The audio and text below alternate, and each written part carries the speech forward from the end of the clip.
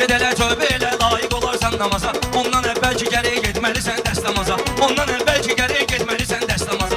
Palajeyn isti yığıblar qini loylar boğaza. Sonda 3-4 dənə dustlar deyəcək bir-birinə. Bu bir adətdir ki, pərvanə üçün şəm gələcək. Mürtəza nəsli bəni Adəm gələcək. Mürtəza izzəti nəsli bəni Adəm gələcək. Ramazan qurtaracaq, mağ-ı məhərrəm gələcək. Yenə min qara bayraq deyəcək bir-birinə.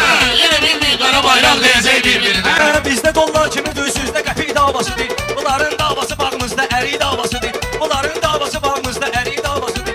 Bu yanda tappa taraf şillə təpi davasıdır. O yanda zırmaq deyəcək bir-birinə. O yanda zırmaq deyəcək bir-birinə.